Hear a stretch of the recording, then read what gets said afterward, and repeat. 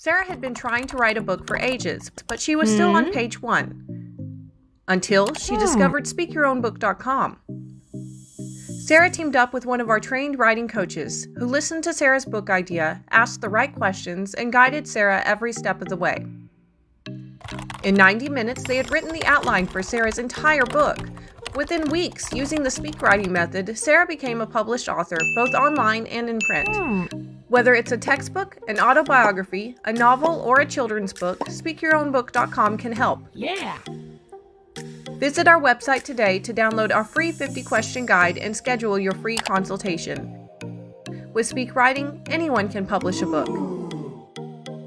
Speak your own book today. You speak, we write. Hi, this is Speak Your Own Books talk show, and my name is Krys Copeland, and I'm here today with Reverend Ravenwolf Greenfield, author of MEDIUM365, and she is here today to discuss her book and her journey and her process through her spiritual path, and to let us know what that is like and what the experience was with, of course, using the speak writing method. So welcome. Thank you so much for being here, RG. It's a pleasure to be here. Finally, how are you? How are you doing? I'm doing great. Thank you for asking. Yeah, we have just had an awesome weekend. My partner found this great bar for us to go to, and it plays, you know, I'm in the Netherlands, and it plays American music. Yeah, by live bands, so they're doing covers, and this was one of the best cover bands I had ever seen before, and I've seen a lot. Yeah, so that was amazing, and also, you know, made me like feel a little bit closer to home for the night, so that was nice. And how about you? Oh, this week has been pretty busy. I have a house full of animals, which is also really good. So I've got 2 dogs and a cat this weekend, so it's going quite well. Awesome. Yeah, I have a little puppy. Well, I say puppy, she's 8 years old, but she's always going to be my puppy, named Messi, after the football player. So she's running around here somewhere. You might hear her in the recording. All right, so kind of, I just want to jump in. You're actually our first interview for this television show for Pagan World TV. So let's just go ahead and dive in. I kind of want to start with, before the book, your spiritual upbringing. You know, what kind of family were you born into, spiritually or religious-wise, and how did that shape you? I was born into a family of farmers. My mother was very much pagan. My dad, not so much. I was born a medium. It's something that I've always been able to do, but I got that from my mom's side.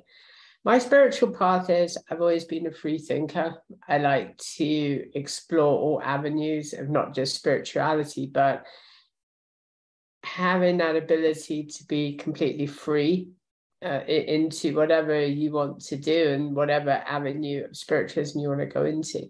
I am a practicing medium. I've got a very long time and I have a lot of experience behind me. I'm also a paranormal investigator and author as well. But really my journey, you know, I've gone through a lot, and I think right now my journey is still kind of in the early stages. That's very cool. And it was very cool to work with you on this book, MEDIUM365. And I know that's available at medium365.club. So if anyone wants to get that, they can check it out there. It's produced by Corellian Publishing in partnership with Speak Your Own Book. So let's just dive in a little bit more. You talked about your mom being kind of, was she more like a natural witch? Did she fully claim the title of Wiccan or pagan? She was a natural witch. She was never one for titles, so she was more humble than I am. She hated titles. She hated labels. She was just happy being herself, you know, being that kind of rebellious youngster way back in the early, you know, about the 40s going into the 50s and 60s. She was the type of person that, you know, that she is very much like that rebel counterculture, but without being over the top with it. Nobody could tell her what to do. And she applied that as well to spiritualism. She never used any form of titles. She was just herself. Yeah, and so I know that I think she had recently passed, right, in the last few Yeah, about years. 2 years ago, 2 yes. years ago, yeah, and so I know that but that's still like a really recent thing to have to experience and grieve in the process from that. So Oh thank you yeah, so much for sharing that with my us. And pleasure. it sounds like your mom was quite a wonderful woman and a very She good, was. yeah, very good example to follow for sure. A little bit of a Yes. rebel. Yeah.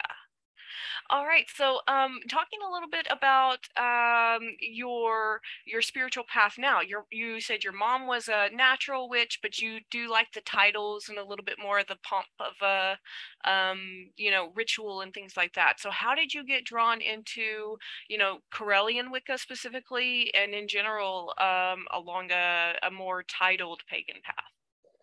I got involved through Witchbox. I've been on the internet now for so long. I feel like an internet historian. Now, I got into it through Witchbox. I found the Corellian tradition. I thought this is just a unique. I've never actually heard of the tradition as unique as this one, which kind of welcomes everyone in, as well as the structure and the safety aspects. With me, I decided, unlike my mom, to get involved in the clergy side of Wicca and to pursue that avenue, not just to kind of be happy living the lifestyle, but to actually do something, to take the lifestyle and then move it forwards to become a priestess, which is what I'm kind of almost at. So I'm studying my third degree, almost done with that. So that's for high priestesshood. But I'm enjoying it. It's a lot of self-journeying. It's a lot of self kind of development, which I love doing. And also allows me to think on the big sort of all of those interesting theosophical and theoretical questions that you probably shouldn't be thinking about, but I think about them. Absolutely. That's something that also drew me to the Corellian tradition as well. I was young when I got started in it. I found it when I was 18 years old. I was so excited because when I turned 18, I'd found the website before that, but I wasn't able to be a member without parental permission, and I wasn't going to get permission from my parents, most likely. So I was very excited when I could finally sign up for it myself at 18 and register with the school. So, and then you're right, the community is just so accepting. I felt like I could be myself for the first time in my life. Just Yeah. fully myself, and also the changes that I went through along the way, because the person that I was when I first started with the tradition is definitely not the person I am now. But they're also, the person I am now is like more genuine than I ever was before. So yeah. How was that like for you when you got into the tradition? You started through Witch Fox, and then what was your process like traveling through this spiritual journey? It does change you as a person because I always tell this to people, when you start on a new spiritual journey, it's an overhaul. You're no longer the same person, right? You're no longer thinking certain things or doing certain things or having a disruptive lifestyle. With me, it's been a great change. I'm now finally able to explore who I want to be without any limitations whatsoever, which can sound kind of wrong, because I'm a single woman now living alone, but still with me, I'm happy. I'm the happiest now that I ever have been.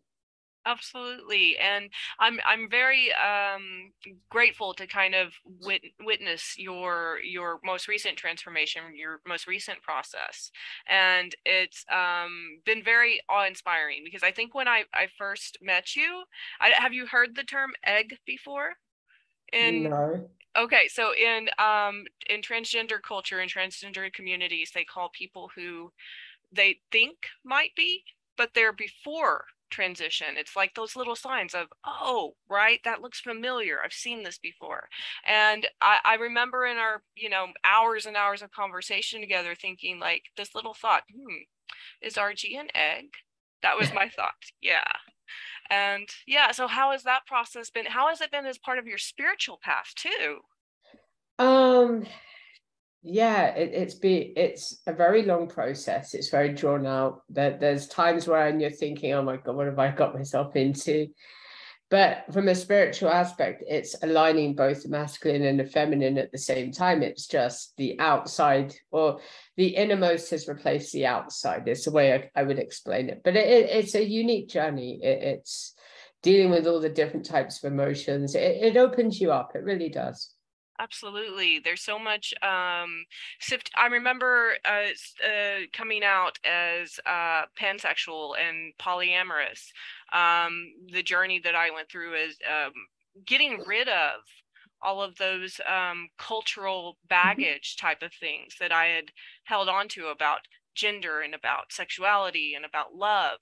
And it was really eye-opening and freeing for me to finally develop into this person I always knew I could be, but never had the courage before, right? Yeah, it's a sense of freedom. It really is. You know, when you do away with the words like gender and all of this, just having that ability to just be free, which is what I'm experiencing right about now. Absolutely. It's such a cool experience. So let's go look back towards your book here, and going back to your spiritual path.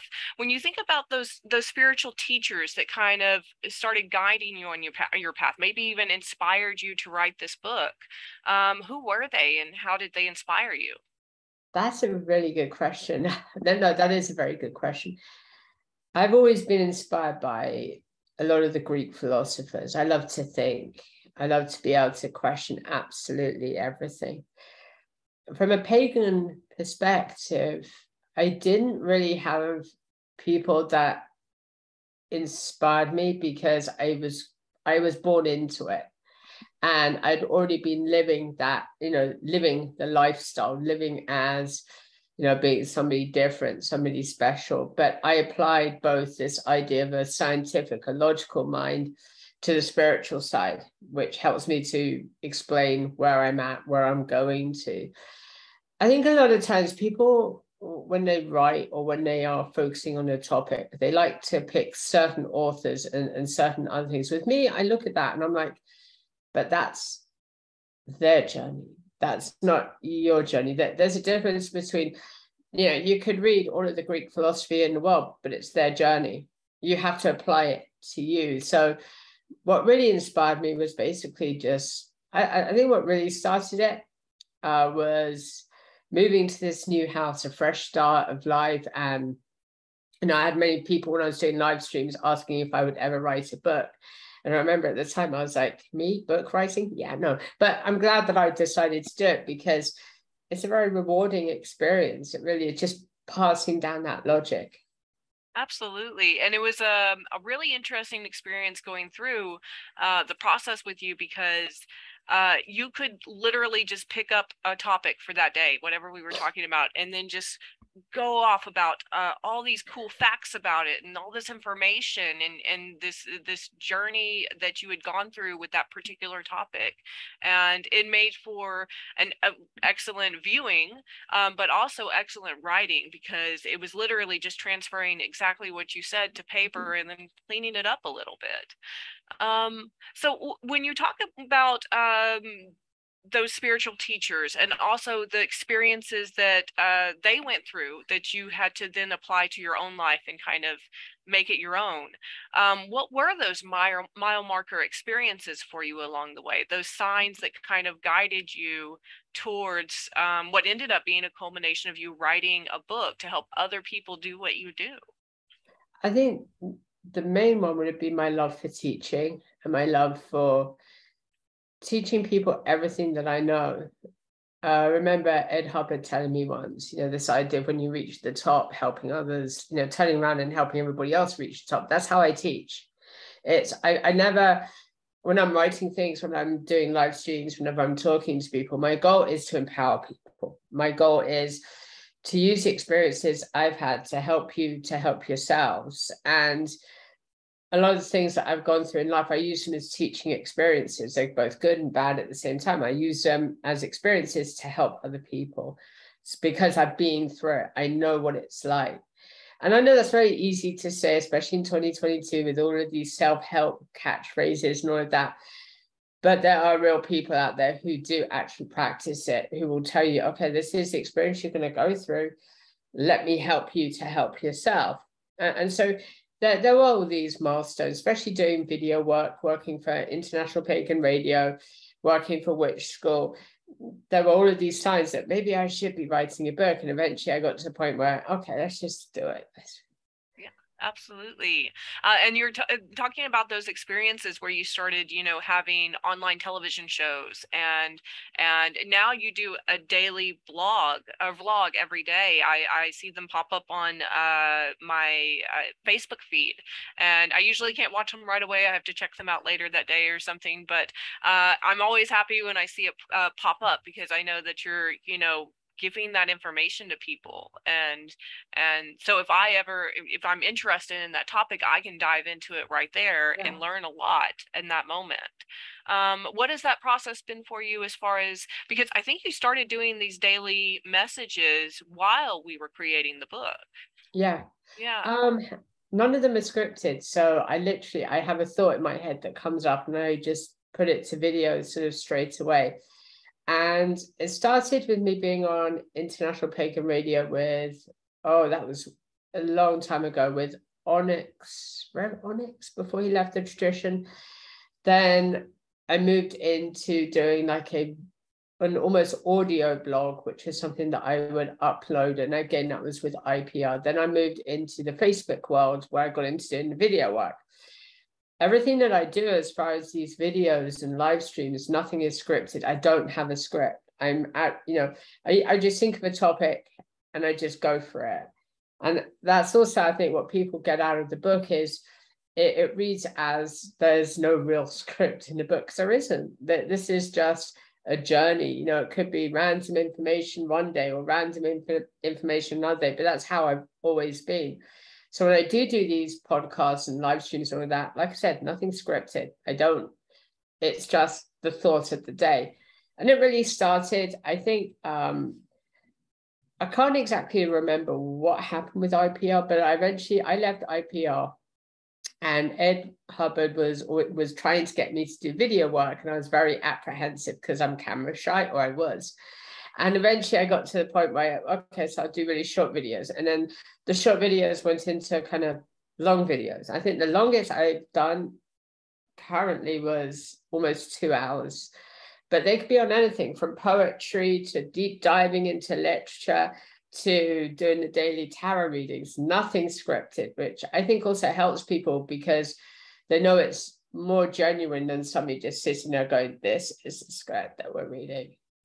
Yeah, absolutely. Your process is much more intuitive than I have seen with any other writer, because you're literally just creating everything on the spot. And that was fascinating to witness, because I myself have a very different way of writing. I organize, I have a book outline, I follow all the procedures and all the rules for it, and then you come in and pop out a book using none of that stuff that we had available. Because you didn't need it. You just didn't need it at all. And that was something that was wonderful to experience. And it really opened up my eyes about how maybe things don't need to be as structured with books. There's some the material that we got out of it was still in depth.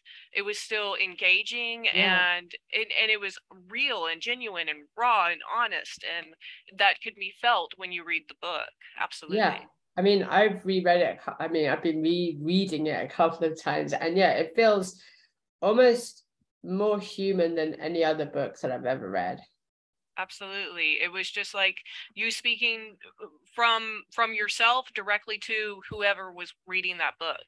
And that's exactly what we try to capture in the Speak Your Own Book process. But your particular book is kind of our shining example for how it can be done and how easy it is. So thank you for being our first full person through that entire process. The test guinea pig. No, I enjoyed the whole process. It was different. I've never heard of a process where you could use your voice to write a book. As old-fashioned as I am, I grew up with pen and paper where I would write everything down. And eventually with the internet coming in and all of this, the pen and paper days were long gone, and now it's like text edit, notepad and all of this. But I've never, before Speak Your Book, I had never heard of any way to audibly turn anything into a book. And so the whole process to me was very eye-opening. It was a good learning experience.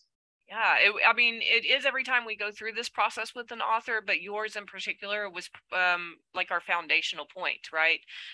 So that was what was so cool about it. Now, going back to your book's topic, mediumship, you said you were born a natural medium. What were some of your early experiences that showed you that you had this gift? That's a great question. As I was a kid, well, when I was a kid, I kind of was able to separate what I thought my imagination was from what was actually there. I had a lot of experiences growing up where I would have whole conversations with our ancestors, and it used to drive my parents nuts. It's, you know, I would have really in-depth theosophical questions about the meaning of life, and this is from a kid. I have always been very susceptible to it. So I could walk into a room and immediately detect what happened in that room maybe 10, 20, 30 years ago, or even half an hour ago.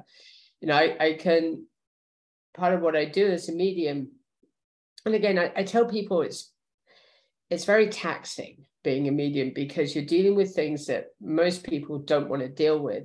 So there is a lot of emotion involved, but for me, I've just learned how to deal with it. I usually just brush it off, but I can usually go into an environment and tell you the exact history of everything that happened within a time frame.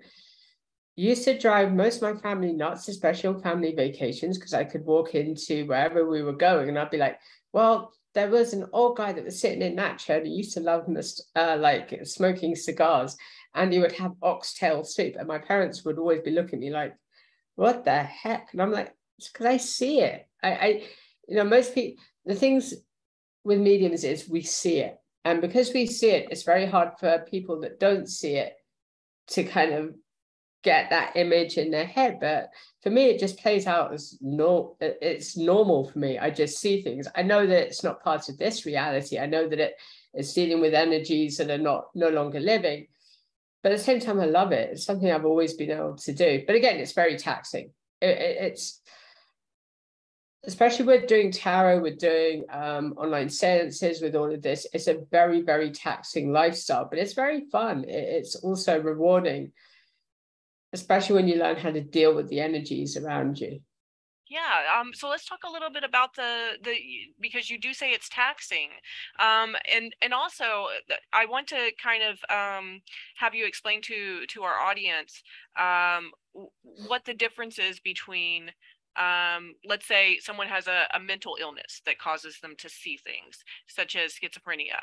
Mm-hmm. How does that appear differently if it's not schizophrenia and it's some kind of other energy, other spirit? When do they need to, if they're having these things happen to them, when do they need to say, okay, this might be a mental issue or this might be a spiritual issue? How do they tell the difference? It's not exactly what they see. This is the thing.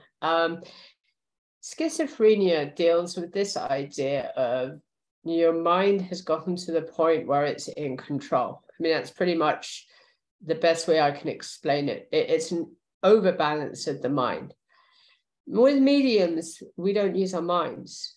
It's completely different. We're not visibly seeing anything, but we're engrossed in the energy. So the difference is with schizophrenia, it's a very jumbled image. As with anything with mental illness, what you see and experience is very jumbled and chaotic, not just with schizophrenia, but also with bipolar, with anxiety, with all of this. It's when you're helping people who have these ailments, their thoughts are very, very, very jumbled. With mediumship, our thoughts aren't jumbled because we're not thinking it, we're seeing it. We're actually seeing those energies around us. We're experiencing that energy. We know that it's not our mind playing tricks on us.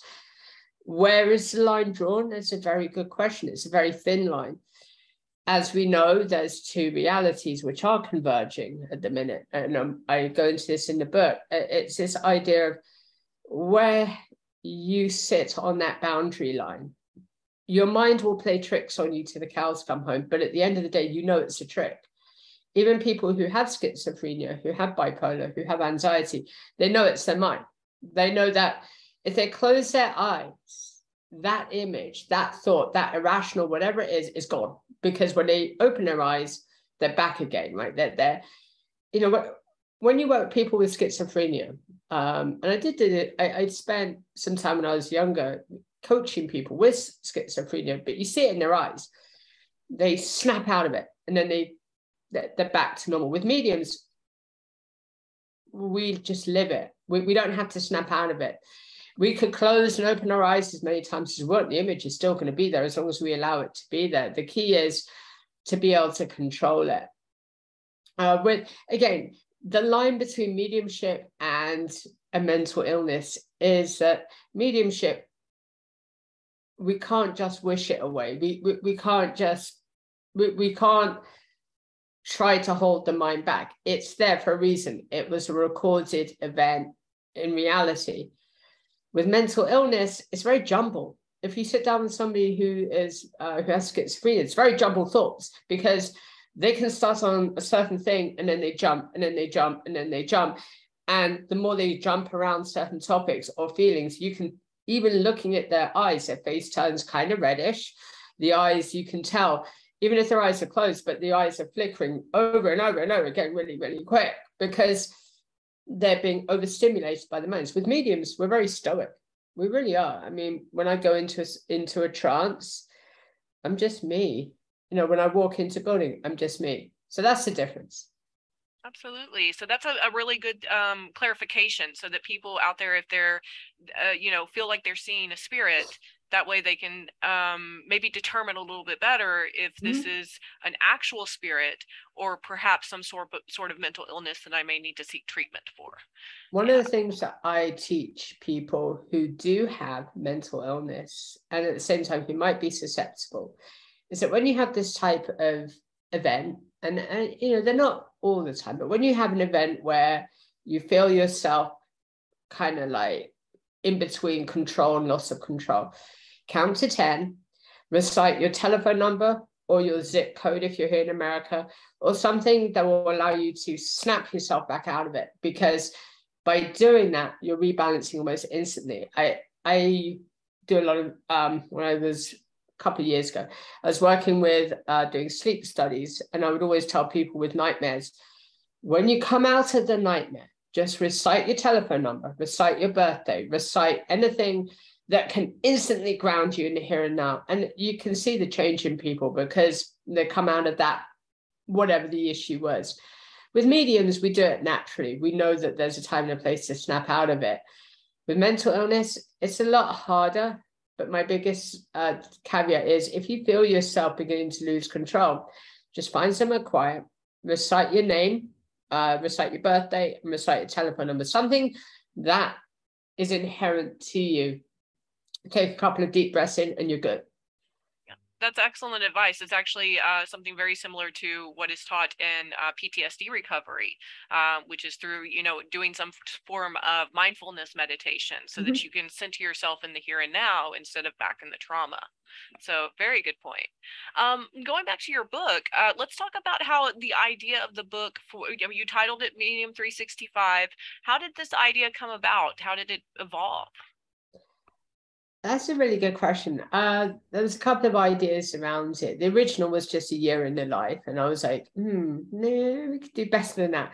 The idea is starting at Halloween and ending at Halloween, from life, life and death coming together. That was the big picture. A journey which would take you out of your comfort zone, in theory, bringing you very close to the realm of the dead, but at the same time grounding you in life. That was the whole idea. And 365, again, it was just, I know, I was thinking of a really catchy number, and Ed also helped me with it. And I'm like, yeah, that kind of sounds kind of cool and catchy. But really, the original theme was just a year, learning how to live as a medium for a year, learning what we go through, the different holidays, the different meanings, the different phases by which reality changes over the course of the year.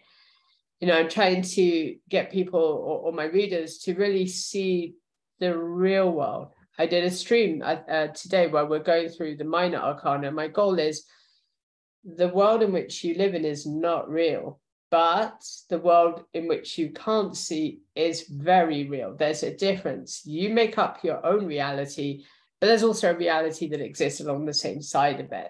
And that's really the goal of the book, is to broaden all of the readers' minds into thinking, wow, so this is what freedom of thought truly means. The idea is to allow yourself just to think. Here's all the information, but it's up to you. Think. Feel the book, feel all these emotions, but at the same time, learning how to listen to the ancestors as well. So that was kind of the idea behind it. Awesome. And I do like the very catchy title. MEDIUM365 is an easy one to remember. So again, if you're interested in looking for that book, it is at medium365.club, and it's published by Corellian Publishing in partnership with Speak Your Own Book. RG, let's go back a little bit to the people involved. You talk about Ed Hubbard, Ed the Pagan, as he's known around the internet circles. First off, how is Ed involved, and are there other people that became involved along the way? Yeah, there are. Ed has always been a very good friend of mine. He's always seen the very best in people, not just me, but everywhere in the pagan community, people with real talent. Lord Donald Lewis was involved as well. I think that he saw a lot of potential in the book, and still does, being able to spread the word that real mediums do exist. A lot of people from the tradition helped, from Chad Blackman to Lord Jason, and it was almost like little cogs and everything coming together to make a perfect machine. Ed constantly telling me, okay, now look, let's just keep on topic. We got to do this way and this way. A lot of it was the nuts and bolts, but everybody played their part in the overall finished product. Yeah, absolutely. And I remember when Ed came to me and said, hey, you've seen RG online. She wants to make a book, so we're going to help her make a book. Can you get her set up with the speak writing process? And we did that. And so let's talk a little bit about the speak writing process itself. What was that process like for you? How was that experience?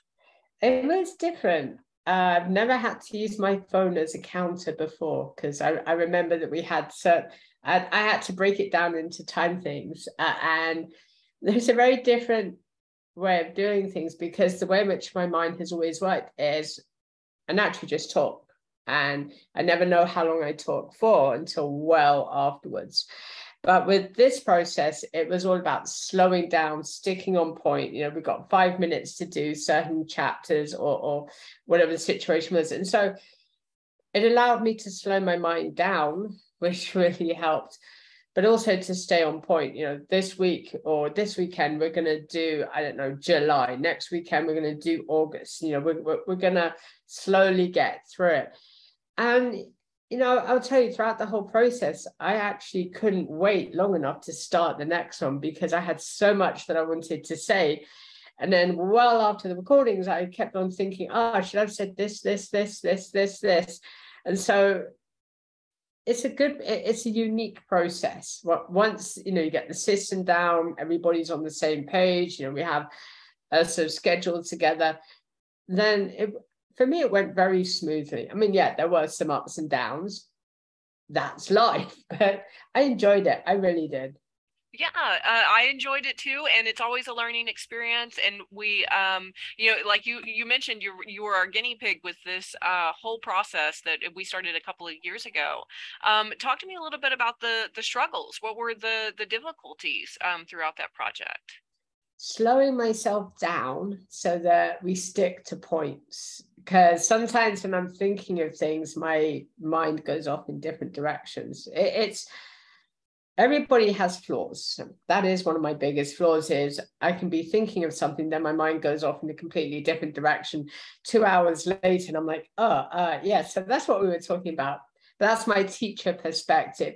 The other struggles were scheduling, making sure that speak your book for the audience here. Everybody comes from different parts of the world, whether it's in the Netherlands or in the continent of Africa, here in the US, it could be anywhere in the world. So getting everybody on the same schedule in multiple different time zones is always a struggle. But I think we pulled through. Absolutely. No, we did pull through. Absolutely. And I have to hand it to Maureen for getting us all scheduled.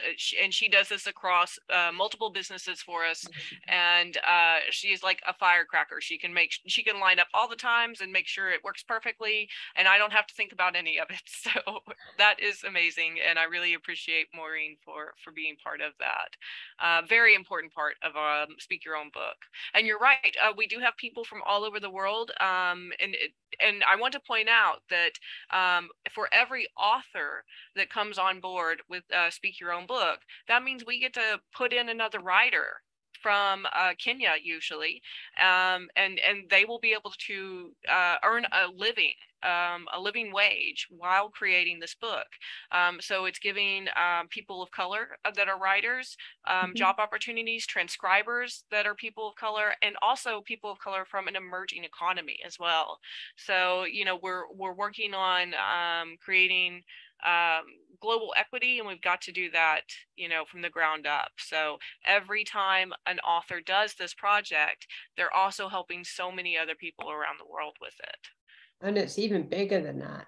You know, when we look at the religions right way across Kenya, around the entire continent of Africa, with all of the transcribers that we have, we are slowly building a much better interface structure than any religious organization out there, because those authors aren't just listening to the message, but as a as the transcribers are writing it, that message is almost kind of becoming ingrained in them. So as they're working with the authors, they're becoming a bigger part of the book because they're putting in their own energy into it. And at the same time, they're beginning to question wherever they might be across Africa. It could be Kenya, it could be anywhere, but they're beginning to question, oh, I always believed this, but this person over here says this, and finding that middle ground. So it's a win-win for everyone. And it's one of the greatest things about Speak Your Book is we are the authors, yes,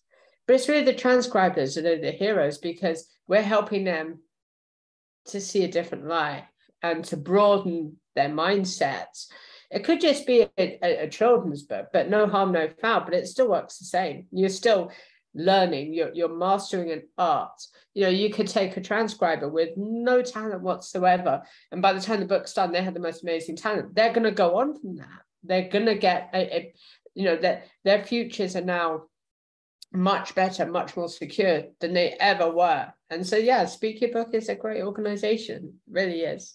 Absolutely. I'm really excited to be a part of it, and as far as a part of that foundational team too, because like you talked about, our transcription team is headed by Nikki and Esther, our partners in this journey together, and they have put together an amazing team for us. And they talk about your book and the other books that we've written through the Correllian tradition a lot, as not just as something that gave them, you know, a living wage, but also something that they thought about. You know, it was more than just typing up a financial call for somebody, or, you know, working for some big business where you don't have any idea how this product is supposed to turn out. They knew exactly what we needed to do throughout the process, and they were able to learn about the topic themselves through your words, and that really left an impression on them that we still have conversations about today. So it's definitely spreading around the world for sure. Let's talk a little bit about the positives that you found in the speak writing process. I know you said you struggled with getting timing down, so we worked on, you know, using a timer, and that helped a lot with that process. What about the things that you thought maybe weren't going to go well that then went perfectly? I will tell you, I mean, originally I was very apprehensive about doing a book, but looking back at it now, I would say that the positives are it broadens your mind as to what true potential is. And I think going through this process, you know, learning how to be more structured, learning how to kind of stick to certain times, I think it's helped me a lot as a content produce on which score and all of that, because I'm now much more focused than I ever have been. You know, I'm going to do an hour here, an hour there, and I stick to those times. I stick with a rough game plan, even though I don't have a script, but I stick to a rough game plan. So yeah, the positives really helped me to become more focused and more kind of streamlined. Yeah, awesome. And let's talk a little bit about other ways that maybe your thoughts of how we could even streamline the process further, or any recommendations for improvements for future speak writers. That's a really good question. What would be my recommendations? I think really just for authors or potential authors to see the bigger picture, that yeah, it's going to cost money. Yes, it's going to be a long drawn out process, but at the end of the day, you're benefiting not just yourselves, but everyone around you. So my biggest thing would be just to spread the word about it, to help people see that there's a new way to write books. There's a new way to get information out there. Sure, it's expensive. Everything is in this world, but the positives are there. You just have to look at all of them. Yeah, absolutely. Let's talk a little bit more about those speak writing sessions, kind of in your own words. What were they like? How did you handle them? They were actually kind of fun. A lot of it was just sticking to time, making sure that, you know, if we had to go back and repeat things that we did, making sure that the dates were all in sync. So there's lots of nuts and bolts. That the process itself, once we got down to it, was very streamlined, because we knew what we were going to do for the day, how we were going to do it.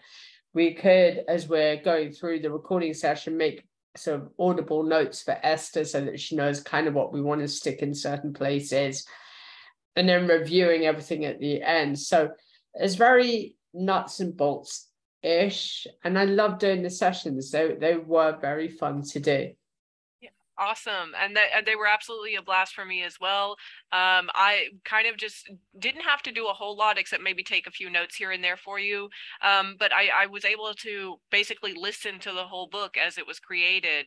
And I was the person who went back and fine-tuned it after it came back from transcription. So watching the process with you, delivering it orally, and then being able to read through at the end, I could remember what it was like in the live chat, in our live recording, and kind of make sure that the tone of any particular day that we did match the tone that you had set during the live recording. So made it very much easier, very easy. Let's talk a little bit about the amount of sessions that it took to create your book, and what was the session format for you? It took a lot of sessions. I know, but the sessions themselves were, I would say, fun. They're quite structured. This is what we have planned. This is what we're going to do. Some days we'll go back and edit different chapters. We'll move dates around. So the format itself helped me to start thinking more streamlined of everything I was going to do after the book. The sessions weren't too long or weren't too short. They were just about the right time to get the right amount of information out. My biggest memory is just kind of, it's book writing day. And I sort of locked out the entire day and was just focused on that. You know, as you're speaking a book, it does take a lot out of you as well, because you have so much you want to say and you have a limited amount of time per session, and that's fine. But it's like it was also very rewarding, really was. Yeah, absolutely. And that's actually a very good point to make, that speak writing, while it is not the same as writing a book, and learning how to do all of those writing techniques and learning all of the grammar and all of that, it is easier for people who don't already have the knowledge of how to write a book, because everybody knows how to tell a good story. If you've ever been at Thanksgiving dinner or Christmas dinner or Yule dinner, then you always know that there's going to be someone passing around stories during that time at every celebration we have. And even when we're in mourning, at funerals, after the funeral, we have that big party and everybody tells stories about the dearly departed. And that's that kind of a feeling that we wanted to give to it. We wanted it to feel like you were sitting in the room with RG right? And RG was speaking to you about this book. When you got that rough draft back, when I had polished it up and sent it to you for any final changes, how did that feel when you saw your book complete and on the page? I was like, oh, now I know what I sound like. No, it wasn't bad at all. When I was going over the rough draft, I'm like, yeah, I know kind of a lot of stuff. And actually, I felt a sense of contentment that everything that was in the book is exactly what I had planned to be there. I know we had plans to like pull out things and all of that. And I'm glad that we didn't at the end of the day, because I think the book just works as it is, that we didn't need anything extra. And I think looking at that final draft, and I did actually look at it earlier today again, it was a sense of, wow, that people are going to like this.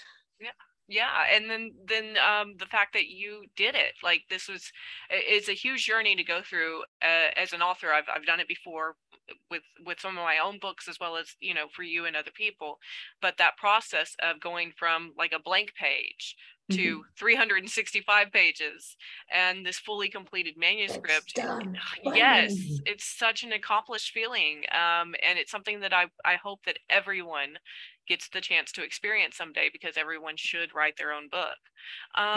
Yeah, so let's talk a little bit about the writing. How did we prepare for you for a session, or how did you prepare for a session? And the thing with me is I'm very ad lib, so it's I don't usually prepare for things. I have a rough idea of what I want to talk about, so I have mental notes, but I don't. And I never actually sit down and write down what the plan is. I kind of have an idea in my mind's eye of what I want to do, and then I just do it. I think with each session, knowing what we're going to do next at the end of the prior session was kind of helpful. So we're going to talk about Beltane, we're going to talk about Midsummer, we're going to do this and everything next time. So it did kind of help me to prepare those thoughts ahead of time. But when recording came, I actually knew I was going to do it, but I would go completely off the plan that I made up in my mind and just go off on a complete tangent, which is, again, something I've always done. So really with the sessions, we would plan what we were going to do in the next session at the end of that session. So everything was kind of planned. Yeah, that's very similar to how I do writing workshops that are multi-day courses when I'm teaching writing, and it's the same process that I've used even when I'm teaching, you know, young kids in schools as young as 8 years old, how to write. We always talk at the end of our writing workshop. We make notes, or, you know, make plans for what our next step is going to be in the next writing workshop. And yeah, I think that's a great tool for anyone who is trying to accomplish something, manage a new project, learn a new skill, create a plan, and then, you know, mile mark yourself, right? Have those little check-ins to let you know where you're at. So let's talk a little bit more about any setbacks that you might have had through the process. Were there were there any issues that kind of made us go backwards a little bit? We had to retrace our steps. I think just making sure all the dates were in line. I know that there was a point in the book where a couple of the dates didn't match up through for whatever reasons. That was one of the main setbacks. Is we started off great. It was awesome, but I think at some point we kind of got the dates a little bit skew with. Maybe, you know, nobody was to blame for that. We were all to blame for that, but we got the dates a little bit kind of out of sync. So we had to go back and to fix those, and then to move certain parts of the book around so that they would flow normally. So those were kind of the main setbacks. And also just getting everything finally published, everything else online in print form, all of that. And so, you know, the process itself was long, yeah, but it was very rewarding. And even though they were setbacks, we still had a laugh doing them, because it's like, okay, well, let's move this date here. We'll move this date here. We'll move that chapter over to here. And it's kind of like live editing, but it was a fun way to do it.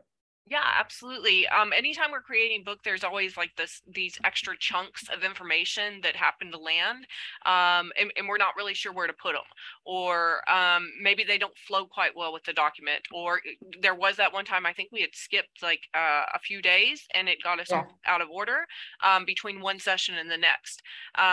But once we figured out that issue, we were able to start taking those chunks from what we call the parking lot, basically for extra book stuff that doesn't fit quite in the book yet. And, you know, several pages after the end of the document, we would just pop things into the parking lot. And then as we found places where they would fit, we would pop them back into the book.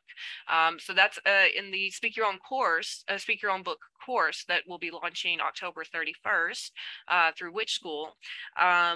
We actually talk a lot about how to take those extra chunks that you're not really sure what to do with and stick them to the end, and put them back in when you come across the right spot for them. So that's a skill that, because of our situation with that, I added to the book so that it would help future speak writers. Let's talk a little bit about your book itself. For the book cover creation, was that process for you? How did you get the book cover done? 'Cause that's often one of the questions that people ask. Like, I can write the book or I can do this process, but I'm not an artist. How do I get a book cover done? The picture itself came from one of the content creators over at IPR, which was William Brigley. And really, for the artwork, I have to thank Lord Donald Lewis for that, because he said, we need a picture of you. And this is before I started transitioning. So how I looked in that picture is not how I look now. I mean, I've changed quite a lot. And whenever I look at the cover of the book, I'm like, wow, I look different these days. But the artwork, I have to thank Lord Donald Lewis for. He's a very talented artist. And his idea was, people need to be able to see who Ravenwolf Greenfield is. And again, now it's harder because I am transitioning. And so I have to get the cover changed again with a newer picture. And then, of course, traditionally, when you look at the reverse of the book, you have to have the rough description, the boilerplate of what the book is about, you know, the links itself and the ISBN number. But yeah, I would say that's who really helped with the cover work. That the plan was to have a really dignified picture of me. And for those that know me, I'm not that dignified. And I'm very camera shy. So getting that right, perfect picture of me is really difficult because I don't sit still long enough for people to go, okay, well, turn your head slightly here and then do that and then do this. With me, I'm just like, just take the picture. I don't mind. That picture on the front of the book, I was taken when I first joined IPR. And that was in IPR's early days, where I would have a show called Raven's Reflections. And William Brigley at the time wanted all of the content producers, you know, all of the radio hosts, everybody was going to have their own picture standing in kind of a line, so that when people clicked on the early IPR website, they would see all of us kind of together. So Chuck Onyx Chapman was in the middle. Next to him was William Brigley, and then the rest of the content providers were there. So that picture was taken in our old house in the kitchen, and it was slightly edited, you know, to kind of deal with the backgrounds and all of this. It's one of my favorite pictures before transition, because it gives me an idea what I used to look like compared to what I look like now. But that's really the story of the cover. That's awesome. And I'm looking forward to seeing the updated cover and, you know, seeing what style you choose for the new you. Yeah. All right, let's talk a little bit more about the process itself. When you look back on the whole process of speak writing, what part did you enjoy the most, and what was your least favorite part? The part I enjoyed the most was the journey. I mean, it really was the journey. It was kind of like, wow, I'm writing a book. I'm either completely off my head or this is going to work. What I didn't enjoy, I think, again, was having to slow down, having to be kind of structured. And that's just basically because the way my mind has always been is, sometimes I need to tell myself to slow down and just to stick to points, stick to a time, stick to this. Now, it's one of the things that I found difficult, but also rewarding, because it changed my perspective afterwards. And like you, I also suffer from some attention issues. I have ADHD, and I get that because I am the same way. If I don't have, you know, a time limit on mine, or if I don't, you know, prepare properly, then I'm the kind of person that will just go completely off topic as well. So keeping that in mind, that's why I suggested the timers, because it's something that really helped me as a writer, to stay on track and to stay on task and not get distracted by pop-ups on Facebook and all of these things that I would normally get distracted by. So let's talk a little bit about, in your own words, what are your readers going to get out of reading your book? I think it's going to change people's perspectives of how they've always thought of the afterlife, how they always thought of what it truly means to be a medium. I think it's going to change people's perspectives from living with rose-tinted glasses on to living in a much bigger world, a world that's full of things which people don't normally see. So my goal for the book, and what I want people to get from it, is just to change your perception. If you want to be a medium, here, I'll show you how to do it, but it's going to change you. You have to be willing to want it to work. You know, I could give you all the information in the world, but it's up to you to work with it, to embrace it. Otherwise, you know, what are you doing? But I think what I really hope that people get from it is just to change perspectives, to really allow themselves to be open and to embrace a certain lifestyle which they thought was kind of out there and abstract at this time. So that was kind of what I really want people to get from the book. Yeah, absolutely. As I've been writing the textbook for the Speak Your Own Book course, I've kind of had the similar message for my students, the people who are going to be the next speak writers through Witch School and through the Correllian tradition. That one message is that you still have to put in the work to write a book. Even if you're using the speak writing method, it's still a lot of work.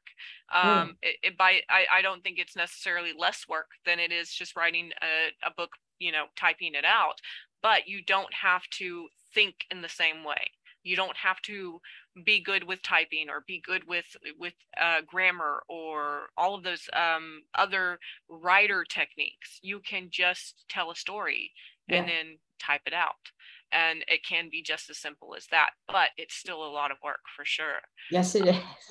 Yeah. So let's talk numbers. How much did it take to get your book created? What was the cost for it? A lot. No, I think if I remember, it was around $5,000. It must have been around there. Again, you know, my advice to newer authors is to write a book, you've got to throw the money down. You know, there's no such thing as a free book. Everybody wants it to be, but when you're doing content, you have to think of all those people who are involved, the transcribers, the editors, everybody doing the schedules. It does cost a lot of money. Printing does cost money, but at the end of the day, that book is going to change people's lives, so it makes it worth it. So I believe it came to about 5,000, maybe a little bit more, but it was, I think, a very good investment. Yeah, I think those numbers are right, because we do offer a package for a 250-page book deal for $5,000, and that's all inclusive. It covers all the editing work, all the transcription work. We'll give you a cover at the end as well with that package. So if you opt for that, but yeah, it's all included in it. And if people can afford that, you know, if they have the money to put at it, that's absolutely what we recommend doing. Is the least amount of work for the author themselves. But yeah, there are definitely ways to get around that if you don't have those funds. And that's, you know, kind of why we created the Speak Your Own Book textbook, so that we can teach this process that we do, the behind the scenes stuff, to everybody, so that they can get it done themselves with not as much money, as long as they're willing to put in the work for it. Yeah. So let's talk about the success of your book. How do you define success as a published author? Do you consider your book a success? I think it is a success. And I've seen it at different vendor tables and at different pagan pride days around the US. I know that Correllian Publishing is advertising it. So I think in general, not just getting it done, but seeing it out there, whether it be on Credium Publishing or on Amazon or MEDIUM365.club. To me, that's still a success. You know, I haven't sold billions of copies. I wish, so go buy my book. But I measure success in the fact that the book is out there. We're advertising it, and people are reading it. I've had a lot of good feedback from it. So that's how I measure success. Wonderful. I'm glad that you feel that your book is successful. I think your book is very successful too.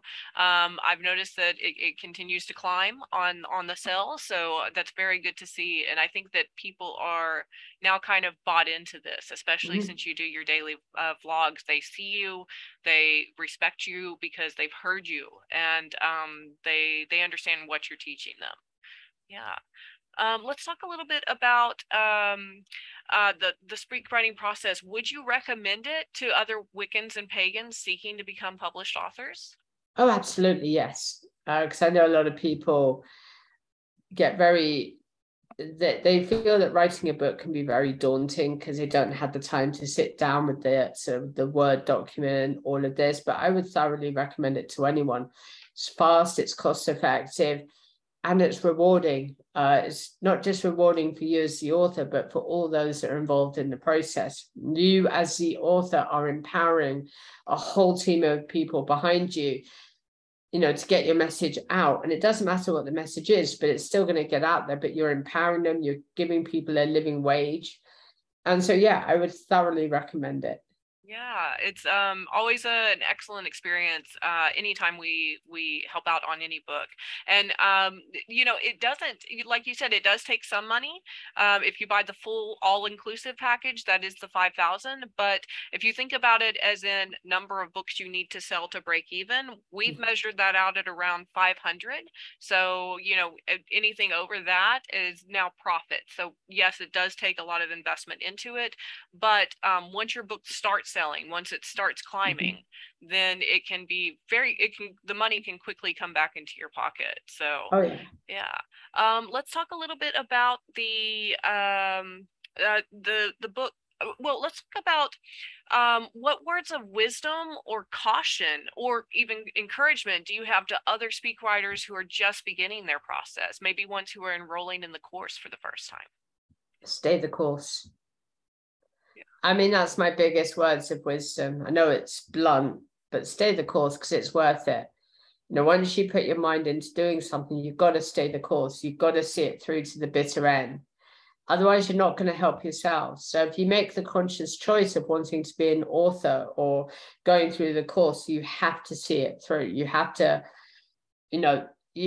I think when we put our minds to something, then we can see the true greatness behind it. But stay the course is my biggest words of advice. Absolutely. Those are great words of advice because, in any process, there are going to be setbacks or challenges or a part of the book that's really difficult to get through. But, it does it's during those times when we're at our lowest point that we really prove who we are as human beings. We stay that course and we succeed in the end. Yeah. Let's talk a little bit about where, or is there anything that you would like to tell the Kenyan writers and editors and transcribers who help create your book? A hearty word of thank you, because I know exactly what they go through. You guys are doing a phenomenal job. You really are. All of you are playing a part in a bigger picture, yes, but at the same time, you are very much a part of that creative process. You change your voice into text.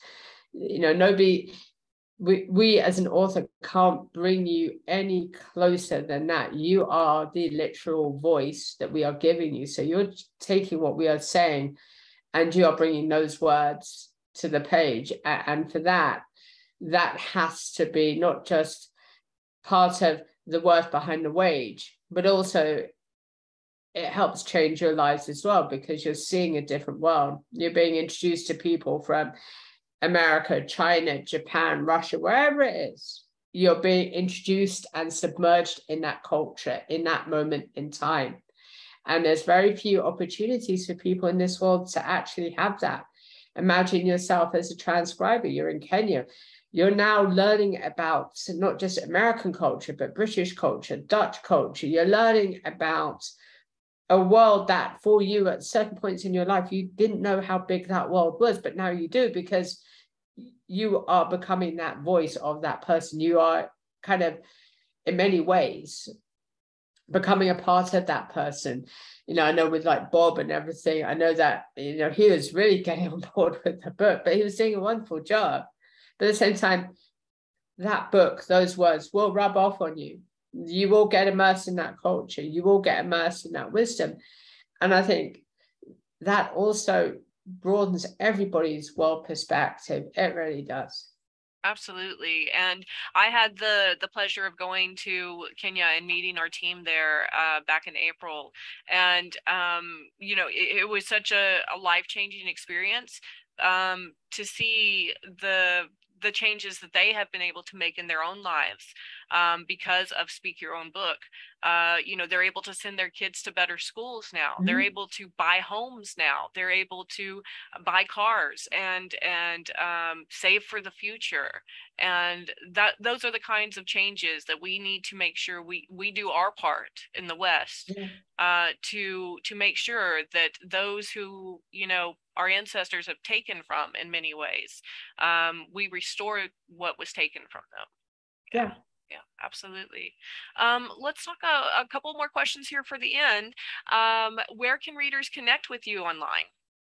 I can be found on Facebook, Twitter. I do have a personal YouTube channel, but really I'm more active on Facebook, if anywhere. I'm a very humble person. So what you see on camera, what you see in the book, what you see, you know, when I'm engaging with you, that's the real me. It's not somebody that's kind of playing a role.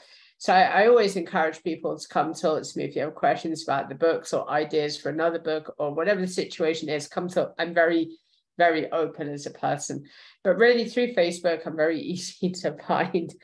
So feel free to follow me. I do have Twitter, but I'm never really on it. I have issues with Twitter. Who doesn't? But it's really, Facebook has been a godsend. Absolutely. That's where I tend to connect with most of our speak writers initially is through Facebook. So, you know, we're on there too, and we follow you as well and see your daily vlogs as well. So it's been a lot of fun. Let's talk a little bit about where people can find your book online if they want to buy it. MEDIUM365.club, Corellian Publishing. It is also on Amazon for those that have Amazon. So definitely there's also places to find it. So I think on this show, we're going to have the links also so that it's easier for you just to click on the link. But if you want to find it, check out MEDIUM365 on Amazon. You can check it out on Corellian Publishing and of course, MEDIUM365.club.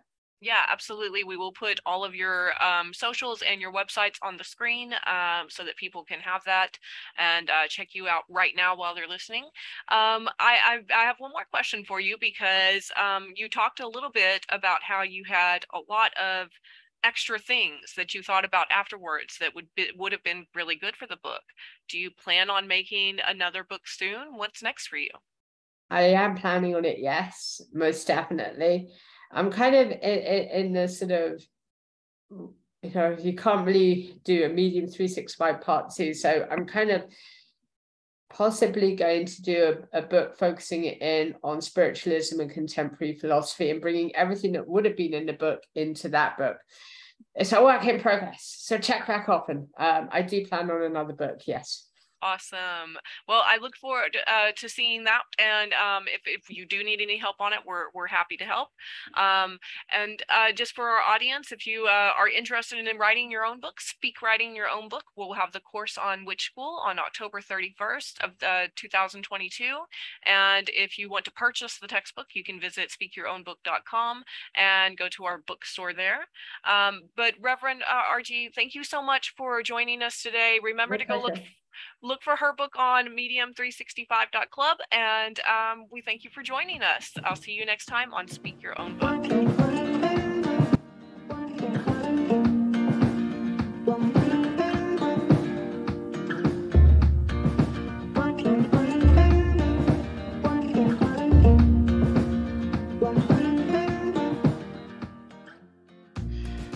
Thank you for watching Speak Your Own Book, the TV show on Pagan World TV, hosted by head writing coach and co-founder Krys Copeland. Please join us next time on Speak Your Own Book. Sarah had been trying to write a book for ages, but she was still on page 1, until she discovered SpeakYourOwnBook.com. Sarah teamed up with one of our trained writing coaches, who listened to Sarah's book idea, asked the right questions, and guided Sarah every step of the way. In 90 minutes, they had written the outline for Sarah's entire book. Within weeks, using the speak writing method, Sarah became a published author, both online and in print. Whether it's a textbook, an autobiography, a novel, or a children's book, SpeakYourOwnBook.com can help. Yeah! Visit our website today to download our free 50-question guide and schedule your free consultation. With Speak Writing, anyone can publish a book. Speak your own book today. You speak, we write.